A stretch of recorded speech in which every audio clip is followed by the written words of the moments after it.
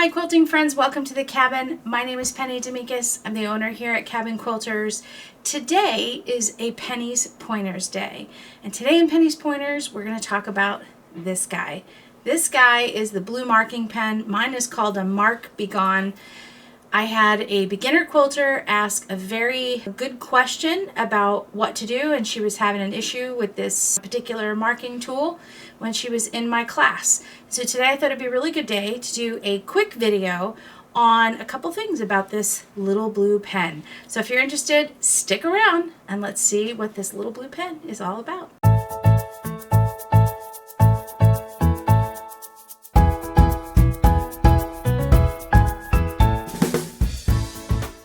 So let's talk about this little blue pen. What is this guy? What's it for? How do you use it?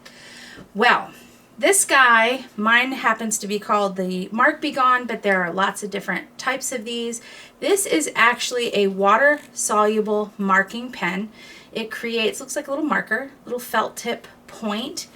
Here's the little felt tip point on this guy. So this guy is for marking out quilting designs. I suppose you could use it for marking any other little things on the fabric that you're going to need, whether it be a corner to create a box pleat on a bag or to mark, places where you're going to cut.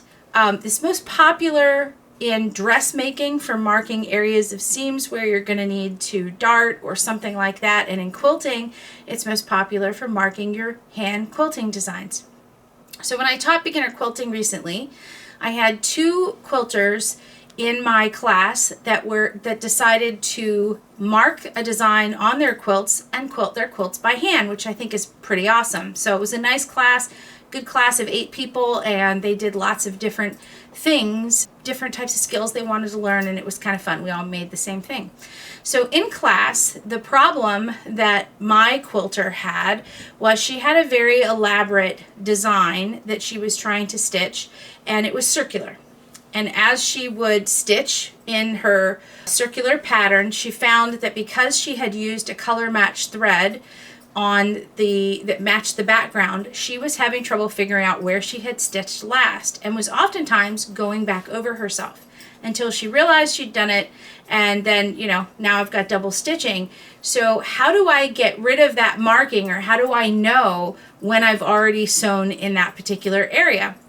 So here's a little tip that I came up with and I wanted to show you. And this pen, sometimes the pens, depending on the brand, if you leave the mark on your quilt for a really long time, it can actually fade on its own in the air. But typically you would spray it down with a spray bottle, or you'd put the quilt in the washing machine and the lines would go away. And she was really looking for some solution before that happened. So here's what we came up with. So here's my little piece of fabric, and let's say I'm gonna mark my quilting design and my pen's a little bit faded, so we'll try to get a good one in there that you can see. And I'm just gonna mark a little flower here. So I want to take my stitching and I want to go around my little flower and maybe around my center, and that's the kind of design that I want to be able to quilt onto my quilt. So now let's say that I have gone ahead and sewn all the way up around this line, and I'm coming around to the other side. How do I know when I get around to the other side that I've already sewn there?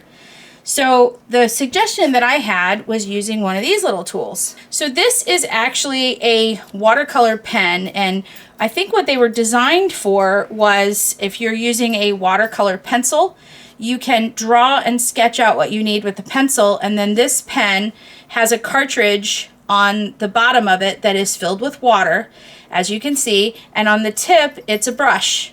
So if I turn it upside down and I can paint water onto a canvas or onto my sketch. So the suggestion I had was that you pick up one of these little guys, and then as you start your design, you take your paintbrush and you just very lightly brush the part that you've started. And hopefully you can see that with the camera. It just took that petal away, and all that's left is a tiny little damp spot where I put a little bit of water on there, which is going to dry in the air in a couple of minutes. So if I start here with my stitching and I just delete that little bit of a line, in theory, as I'm stitching around my flower, when I get back here and I run out of line, I know I've reached the starting point. And then I can travel to the center circle, and then I'm going to do the same thing with the center circle. I'm just going to touch it with the brush, get rid of the point in the line, go around the center circle, and when I get to the other side of the circle, that line is no longer going to be there. And then, of course, if I go to travel to the next design, let's say I finish up here and I'm going to travel underneath the fabric, or I'm going to go over and do maybe a swirl over on this side or something of that sort, then I know this part of the design is done, and if I want to, I can just paint away the design. So these little guys are available, these little pens, at pretty much every craft store that sells watercolor. They're great for using, like I said, with watercolor pencils, but they're also great for a couple of reasons in your sewing room. So this is one of my favorite little tools to put in my Quilters toolbox that you wouldn't really think about. There are a few methods of applique that actually use water-soluble thread, and having one of these guys makes that really easy to use as well. Sometimes in our sewing room we have tools that aren't necessarily items that we'd keep or think about in our sewing room, and this guy is just one of those little guys that I think about all the time. It's got a little cap, it keeps the brush fine. Of course, there's no paint in it, so there's nothing to really clean out. So I just keep it full of water, and it sits upright next to my sewing machine or next to where I'm stitching or whatever. It doesn't leak. You can find them at the big box store, and like I said, there are a few water-soluble threads that you can use. There's a couple of different methods of applique that use water-soluble threads. This is a really good way of removing the threads when you're done without causing a lot of stir. One of the things this particular quilter had said is when I go to remove those blue lines, I use a spritz bottle, and when I spritz, I get it all over the quilt and on the design I don't want to take away. So you definitely want to use something that is tiny and doesn't give you a lot of water. And as you can see from our little section over here, in the time that I've been talking, this whole area now is dry. So it's not leaving a ton of water all over everything. It's not damaging anything. It's just taking off that little line so that you can move on about your business. And then if you find later on that some of the blue is still on there, well, when you're all done with the design, you can hit it with a spritz bottle, and that ought to do away with that little mark. So I hope that you found this tip handy. As always, we have a ton of little pennies pointers, just short little videos to help you think about things a little differently in your sewing room, or little tips and tricks that you might need to make your sewing life that much more fun. So if you're interested in seeing more of these videos, definitely subscribe to the channel. It helps out the channel. We can continue to make content, and hit that bell so you're notified.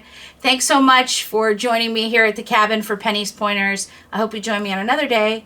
Until next time, happy quilting.